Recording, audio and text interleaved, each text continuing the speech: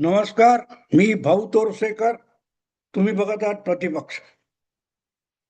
मित्रांनो, बंगालमध्ये सत्तांतर होऊन गेलेलं आहे आणि जवळजवळ अपेक्षा असल्याप्रमाणे भवानीपूर किल्ल्यात जाऊन किंवा भवानीपूरच्या बालेकिल्ल्यात जाऊन ममता दिदीला त्यांनी दुसऱ्यांदा मुख्यमंत्री असताना पराभूत केलं.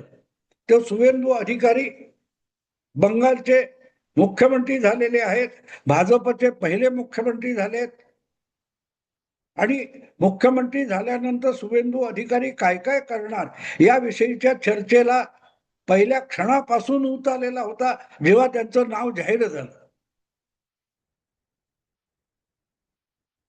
बांगलादेशच्या सीमेवर काटेरी तारेचं कुंपण करण्यासाठी ताबडतोब जमीन दिली, इतर अनेक गोष्टी सुरू केल्या.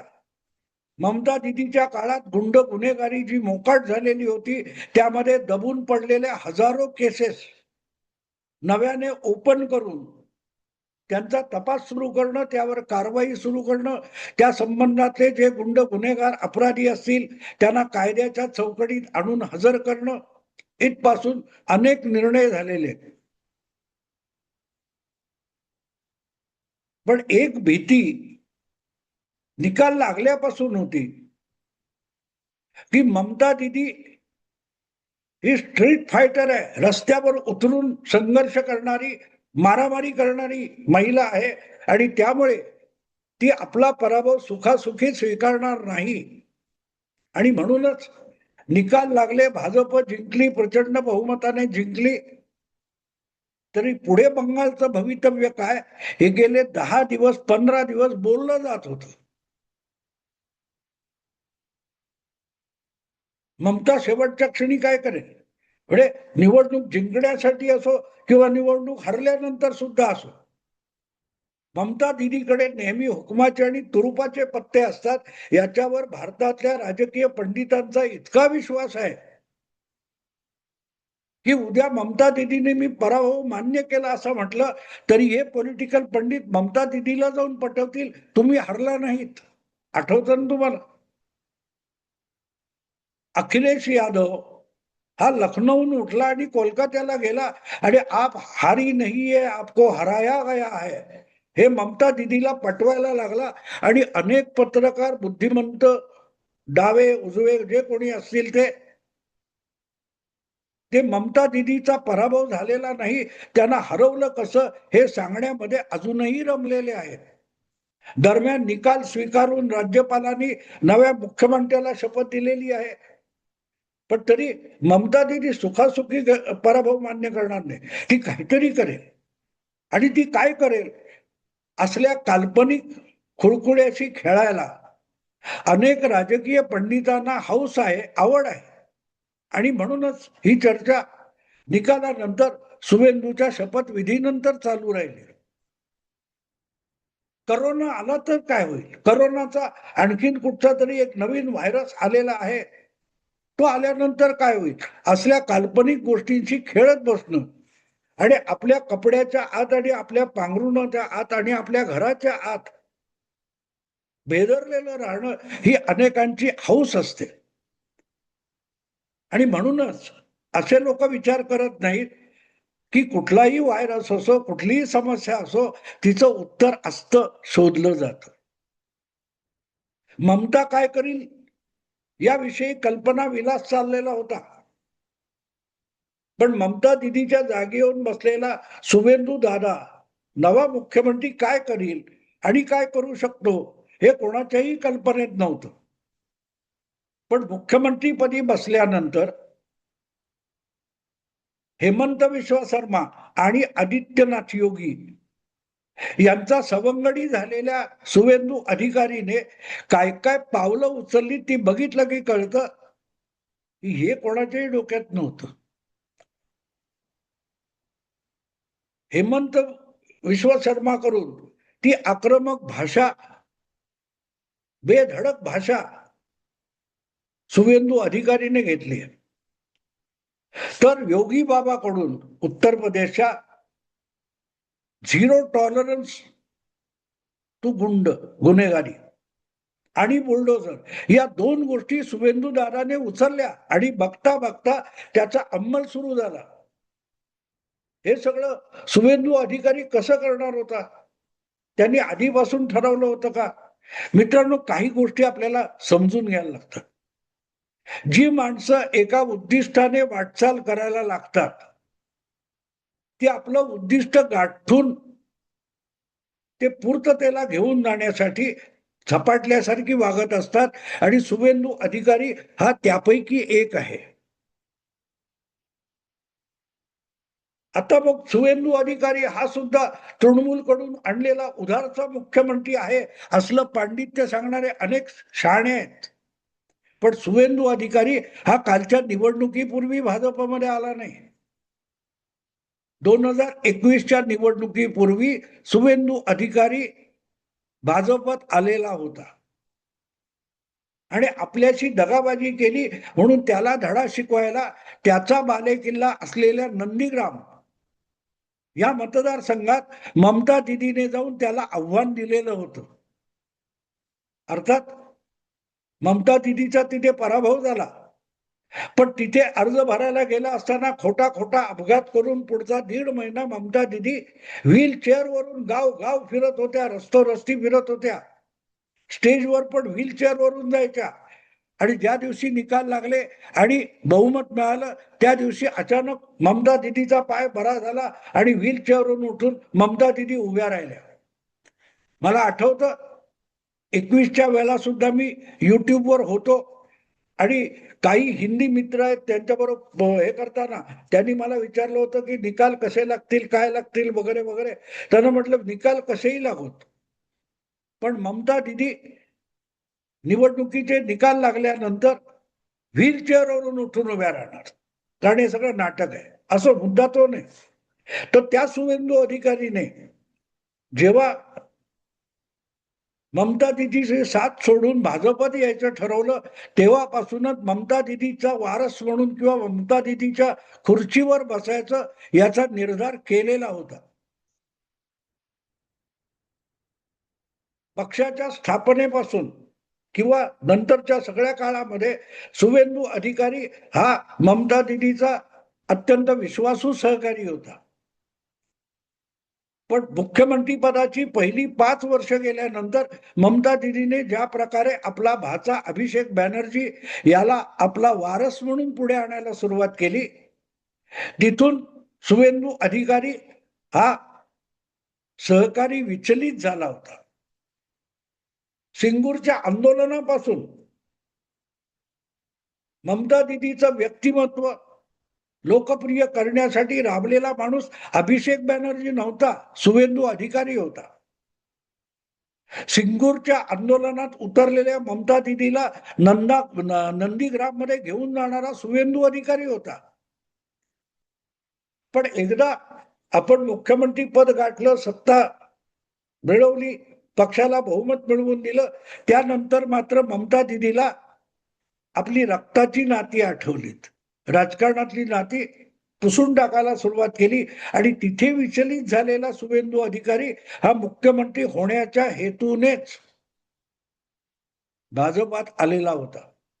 आणि नुसता आला असं नाही, निवडणुकीपुरता आला असंही नाही. 2021च्या ममता दिदीच्या यशानंतर 5 वर्ष विरोधी नेता म्हणून विधानसभेमध्ये आणि रस्त्यावर सुद्धा शुभेंदू अधिकारी लढत राहिला. तो मुख्यमंत्री होण्यासाठीच लढत होता. आणि त्याचं कारण असं होतं, आपण मुख्यमंत्री झालो तर नंदीग्रामच्या आंदोलनामध्ये किंवा इतर वेळेला जनतेला दिलेली आश्वासनं पूर्ण करण्यासाठी आपण काय काय करायचं याच्या सगळ्या कल्पना शुभेंदू अधिकारीच्या डोक्यात पहिल्यापासून पक्क्या होत्या.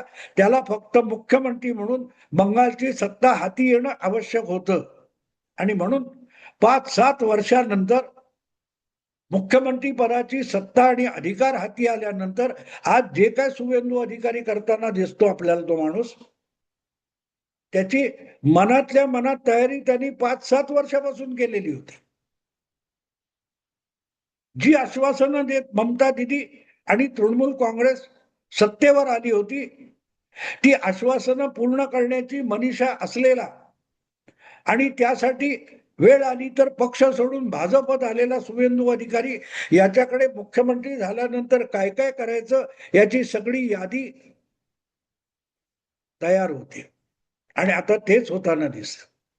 फक्त त्यामध्ये एक गोष्ट साफ होती की ममता दिदीशी स्पर्धा होती. पण आज बंगालच्या राजकारणामध्ये अमित शहा किंवा नरेंद्र मोदी नाहीत ज्यांच्या आशीर्वादाने शुभेंदू अधिकारी मुख्यमंत्री पदावर आरूढ झालेले. ते आपल्या स्पर्धेत नाही, पण ते आपलं पाठबळ आहे. आणि असं पाठबळ माठीशी असेल तर काय काय करता येईल हे मनातल्या मनात गणित मांडूनच हा माणूस तृणमूल मधून भाजपमध्ये आला होता. आणि मला आठवतं एवढ्यासाठी की शुभेंदू अधिकारीने तृणमूल काँग्रेस पक्ष सोडून भाजपत येण्याचा निर्णय घेतला. त्याच्या जवळजवळ 2-3 आठवडे आधी मी हा भाजपत येईल असा व्हिडिओ केलेला होता प्रतिपक्षावर. अजूनही तो पडलेला आहे. असो, आज जे काय शुभेंदू अधिकारी करताना दिसतोय त्यामध्ये आणखीन एक मुद्दा महत्वाचा आहे आणि तो तुम्हाला समजावणं मला अगत्याचं वाटतं. ममता दिदीची सत्ता गेली तर ममतानी शोकावलेले जे मुस्लिम आहेत ते दंगे करतील, हिंसा करतील, हिंसाचार माजेल, अराजक माजेल, शुभेंदू अधिकारीला ते हाताळता येणार नाही हे सगळे बोलत होते. पण किती सहजगत्या शुभेंदू अधिकारी आणि त्याचे भाजपतले इतर नेते सहकारी ज्या प्रकारे बंगाल हाताळताना दिसतात तेव्हा त्यामागे एक नीती दिसते, एक धोरण दिसतं. नाहीतरी चर्चा चालू आहे. अगदी जगभर अमेरिकेतल्या मोठमोठ्या वर्तमानपत्रांनी बंगाल एका हिंदू पक्षाने जिंकला. अजब आहे की नाही? मग यापूर्वी मुस्लिम जिंकत होते का? हा जो एक परसेप्शन बनवलं जातं की भाजप हा हिंदू पक्ष आहे आणि म्हणूनच तो मुस्लिमांच्या विरुद्ध आता सत्ता राबवणार, अशा प्रकारचं जे चित्र निर्माण करायचा प्रयत्न होतो ते शुभेंदू अधिकारी समोर सगळ्यात मोठं आव्हान होतं. पोलीस यंत्रणा असो, सेंट्रल फोर्सेस असो, सत्तेतले अधिकार असोत, हे वापरता येतात.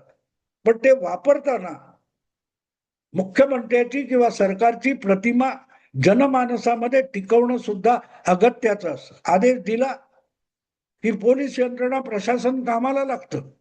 पण त्याचे जे परिणाम असतात ते परिणाम राजकीय दृष्ट्या मुख्यमंत्र्याला, सरकारला, सरकारी पक्षाला भोगावे लागतात. ज्या प्रकारे अनाठाई मुस्लिमांचं लांगुलचालन करता करता ममता दिदीला ममता बानो हा शब्द आला, वापरला गेला, प्रस्थापित झाला आणि ममता दिदी ही मुस्लिमांची नेता होऊन बसली आणि संपूर्ण हिंदू समाज तिच्या विरुद्ध जायला निघाला. हा राजकीय परिणाम असतो.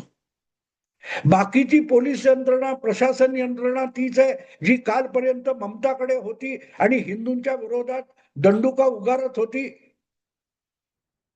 आज तीच मुस्लिम गुंडांच्या विरुद्ध दंडुका उभारून उभी आहे जी काल मुस्लिम गुंडांना संरक्षण देत होती.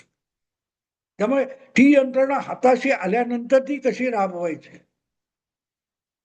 याचं भान आणि ताळतंत्र असलं पाहिजे, असलं पाहिजे. तर मित्रांनो, आता ज्या प्रकारे शुभेंदू अधिकारी बंगालचं सरकार चालवत आहेत त्यामध्ये मी सुरुवातीलाच सांगितलं की हेमंत विश्व शर्माची आक्रमक भाषा आणि योगी आदित्यनाथ यांचा बुलडोजर या गोष्टी त्यांनी घेतल्या. पण त्यामागची प्रेरणा ज्या प्रकारे आपल्या हाती आलेली सत्ता शुभेंदू अधिकारी राबवताना दिसतात. काल परवा आसनसोलमध्ये रस्त्यावर नमाज करण्याचा हट्ट मोडून काढण्यासाठी आणि आक्रमक झालेल्या मस्तीखोर मुस्लिम लोकांना सरळ करण्यासाठी आपला अधिकार शुभेंदू अधिकाऱ्यांनी वापरला, प्रशासन वापरलं. ज्या प्रकारे हावडा जंक्शनच्या बाहेर, हावडा स्टेशनच्या बाहेर सरकारी आणि सार्वजनिक आणि रेल्वेची जमीन बळकावून बसलेले जे रोहिंग्या बांगलादेशी होते त्यांच्यावर बुलडोझर घालत तो रस्ता जनतेसाठी साफ करणारी कारवाई, डायमंड हार्बर मधली कारवाई, या सगळ्या बघितल्यानंतर विचार करावा लागतो, हे फक्त योगी योगी बाबाच्या बुलडोझर मधून आलंय का?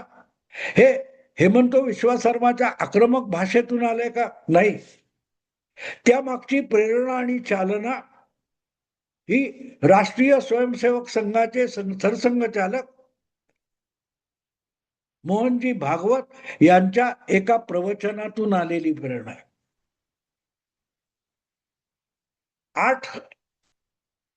8 फेब्रुवारी 2026 मुंबईच्या नेहरू सेंटरमध्ये मोहन भागवतांची 2 प्रवचनं झाली होती आणि नंतर 2 सेशन त्यांनी लोकांच्या प्रश्नांना उत्तरं दिली होती.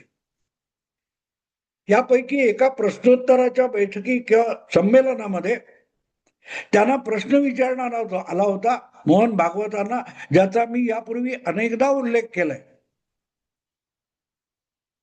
की हिंदू विरोधात कारवाया करणाऱ्या आणि उभ्या ठाकणाऱ्या मुस्लिम आणि ख्रिश्चन समाजाला समजवायचं कसं, मुस्लिम ख्रिश्चनांची समजूत कशी काढायची.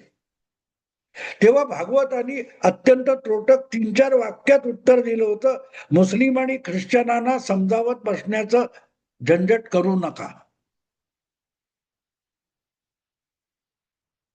मुस्लिम आणि ख्रिश्चन आहेत त्यांच्याशी दोस्ती करा, उनको समझाने के झंझट मत करो, उनसे दोस्ती करो. दोस्ती करते वक्त एक दूसरे के सामने भाव प्रकट हो जाते हैं, एक दूसरे को समझना आसान हो जाता है.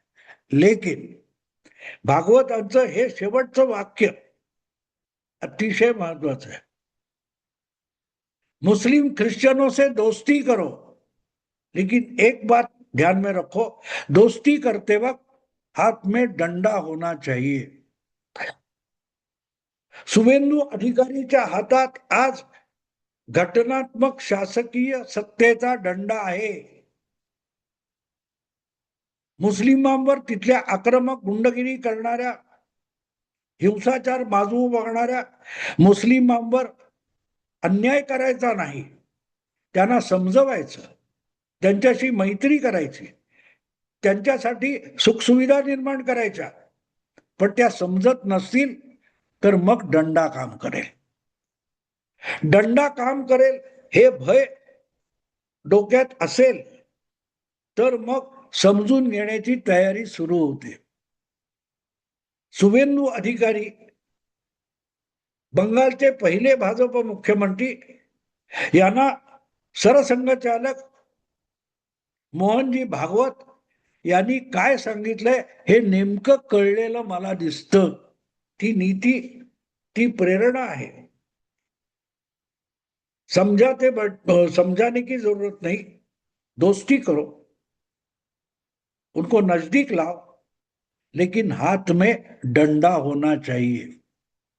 बंगालमध्ये निकालानंतर आणि शपथविधी नंतर जे काय चाललेलं आपण बघतोय त्यामध्ये गुंडगिरी करणारे मुस्लिम आणि सामान्य नागरिक म्हणून जगू बघणारे, शांतीपूर्ण जीवन जगू बघणारे मुस्लिम, हा फरक नजरेत भरावा इतका स्पष्ट करण्याची कारवाई शुभेंदू अधिकारींनी सुरू केली.